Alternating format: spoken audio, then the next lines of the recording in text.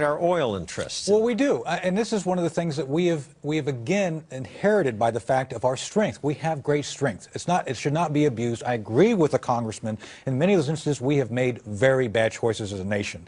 But what we have to do now is play this as a chess game. We have to use the resources we have to maintain the equities, and I use this. The equities in this case are the ability to have our people, the American people, have the way of life we've come to understand and appreciate, for better or for worse. And that means, in many instances, maintaining the supply of oil and natural resources that we have and enjoy. That's the bottom line. Hey, let the man talk here. Congressman can defend himself. Yeah, that's rather frightening, because when you think about what we do, we're doing exactly that. There's no doubt about it. Our oil interests go over, they invest oil. Why do you think we're in Libya today? We have Britain, the United States. I think we're in Libya because it was horrible to watch people be slaughtered by a horrible dictator. Yeah, of course, they were never slaughtered. They just said fearful, oh yeah, like Saddam Hussein has a nuclear weapon, he's going to attack us tomorrow. But on the oil, our military becomes nothing more than a police force for our investments overseas. If there's a vacuum out there, who cares? I mean, why do you have to? Why are we have a moral obligation? Well, I think if we have $10 oil at the pump, I think the American people would be very upset about that. This is the deal. And if we didn't have our military presence, we have made some. We would have $10 oil. Well, we have made some very bad choices regarding independence of energy. I think the Congress will probably agree we've made some hugely bad choices. With that said, what we have left to do is find a way to maintain the supply we have until we find additional resources. Right now, for better or for worse, a lot of those resources are in the Middle East. Not only do we depend on it, our allies depend on it. Japan, Korea, all these other nations. And I don't know if you've all been there lately. We have done a great deal of good by having a presence there. Japan, Germany, Korea.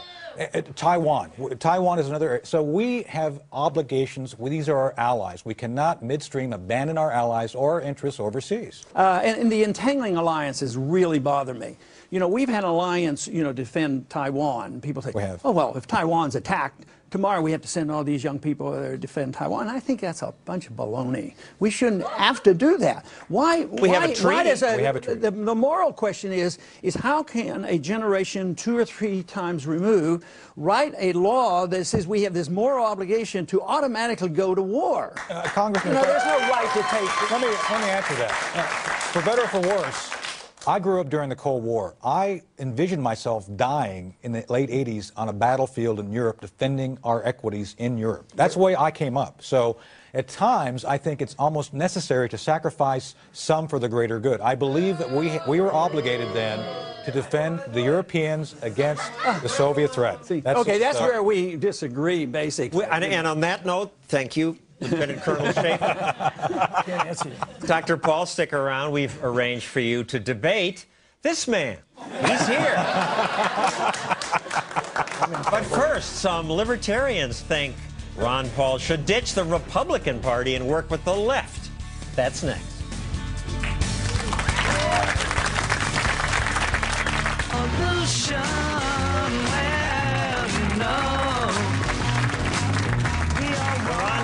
Revolution, that's what the congressman's supporters called his last presidential campaign. It would be a revolution to shrink government to what the founders had in mind. The Constitution's this thin.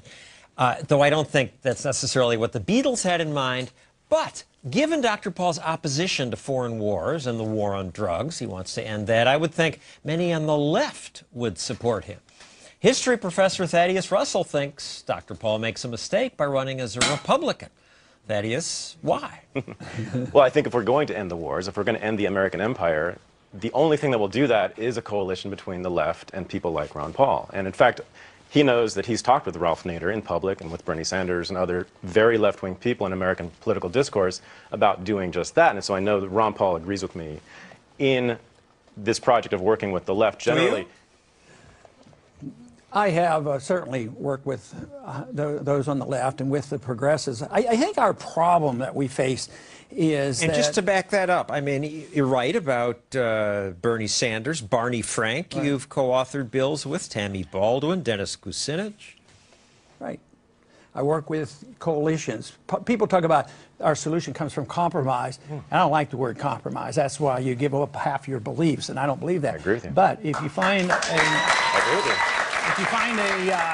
if you find a Dennis Kucinich and others on the other side, and we believe in the same thing, then we come together on those beliefs. One of your great causes that you worked with Ralph Nader on during the last election was to break this horrible two-party duopoly. It was a wonderful thing that you did with him and Cynthia McKinney and Bob Barr.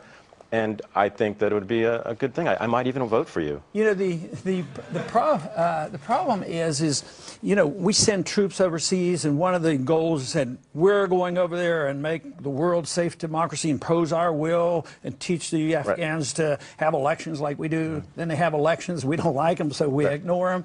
But here in this country, you know, the process of democracy isn't all that great, you know, because if you come to the conclusion you may have, if the two parties are not too much different than foreign policies per se. They're the same thing. Exactly. Where's the alternative? It has to come outside, and that's what you're suggesting. But unless you're Ross Perot and have a lot of money, getting on balance is tough. I probably wouldn't be sitting here today if I wasn't running as, you know, I'm a Republican congressman, so they sort of force you into the system. They'll vote for you if you're an independent. I guarantee you. All right.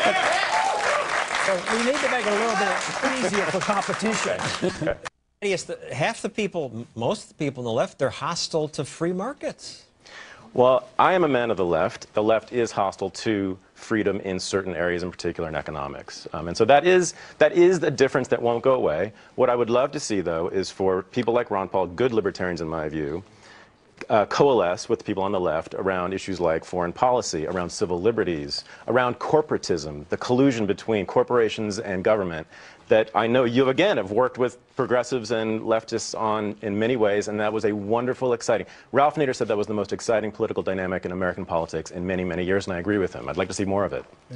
And areas where you agree with the left, the war, the bailouts, you're against the corporate bailouts and all corporate welfare, farm subsidies, export help for certain companies. I assume you were against the recent crackdowns on internet poker? Yeah, assume the left is too. Free speech, you don't want the FCC to censor. You're okay with pornography and prostitution? You're a social conservative. well, I'm socially not endorsing it personally as much as legally. I am. I'm endorsing it. But we can agree on the liberty. I'm going to get more votes than you. Make your own. I'm in agreement that we all get to make our own choices. Absolutely. No, we are. We are in agreement. Yes. We're in agreement. Yes. Let me ask, when I came out of the closet as a libertarian, I thought, So to speak. I thought it was the left that would embrace these ideas, because some of them, you know, things like saying there should be legal drugs or prostitution, it's just abhorrent to some people on the right. But the left has been horribly hostile to me. I had a best-selling book I couldn't get on NPR or the New York Times.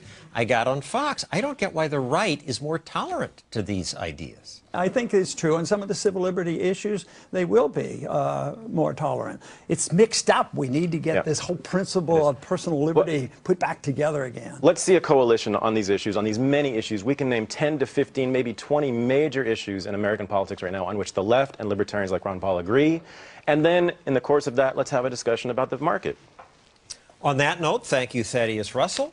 It's clear if Ron Paul runs for president, he will run as a Republican. And then, if nominated, he will debate President Obama. When we return. Oh, come on. Ron Paul, when we return, goes head-to-head with this man. Of all the Republicans at CPAC, who won the straw poll? This man, Ron Paul. But then another presidential candidate stepped to the podium and said, forget about it. I like Ron Paul. I think he's a good guy. But honestly, he has just zero chance of getting elected. You have to win an election. Zero chance is what they say. Can't get much worse than that. Well, what do you... Of course, if he wins the Republican nomination, then he'll get to debate President Obama. What would that be like? To give us an idea, the president has graciously agreed to debate Ron Paul tonight on this show. Please welcome President Obama. All right, I will play the role of moderator here. Congressman Paul's a big advocate of free markets. What's your problem with free markets? John, look. Now, I believe in the power of the free market. But a free market was never meant to be a free license to take whatever you can get. Now, that's what caused the recent crisis, and that's why we need more regulation. More regulation, Congressman? Yes, we need more regulations on the politicians and on the bureaucrats. That's where the regulations should be. The people should be left alone. But seriously, lack of regulation caused the crisis?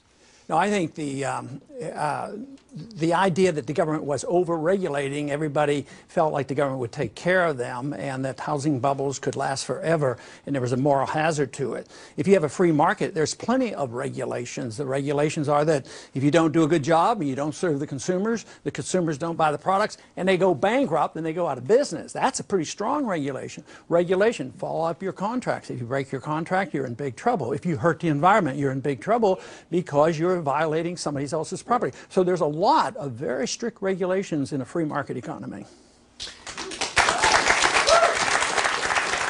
Mr. President, you say it's government that brings us innovation? Well, listen. Now, government needs to invest in our future. Half a century ago, when the Soviets beat us into space with the satellite called Sputnik, NASA didn't exist. But after investing in better research and education, a wave of innovation created millions of new jobs. Congressman Paul, that sounds good. Yes, but he makes the assumption it wouldn't have happened unless government did this. They say that. And quite frankly, there would probably be more funds for innovation than if the government uses the innovations and passes out the funds for political reasons. The funds would be spent in the marketplace by supply and demand, reward the success, and punish the inefficient. That would be much better than with the government doing it. Mr. President? Well, let me be clear. Now, the government has to lead. Now, take transportation. We must invest in mass transit. And my goal is to give 80% of Americans access to high-speed rail. Ooh, that sounds good. It sure does sound good, and maybe if the government got out of the way, we would have high-speed transportation.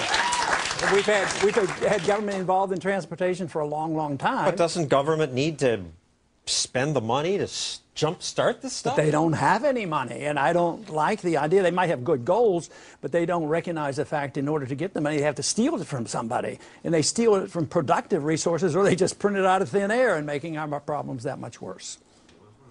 Congressman Paul, what's your solution to the budget crisis? Quit spending money. Across the board. And there have been some Republican plans. Mr. President, what's your response? Well, you know, the budget cuts proposed on your side of the aisle, they bankrupt America's future. Now we're talking about a 70% cut to clean energy, 25% cut in education, and cuts in the college Pell Grants. Now, these are the kinds of cuts that tell us we can't afford the America that we believe in. That is for sure. We can't afford government spending money on these things because the government is flat out broke and they've bankrupted our country. So if we had less government and let the people produce, we're not producers anymore. Productive jobs have gone overseas and all we have is debt.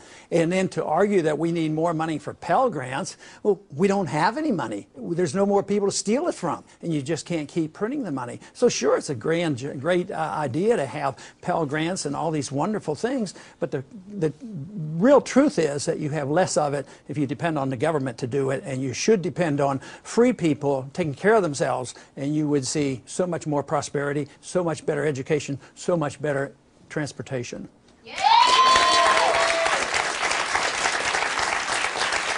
You say there's no more money to steal from people, but you say we could eliminate the deficit if we just tax rich people like me.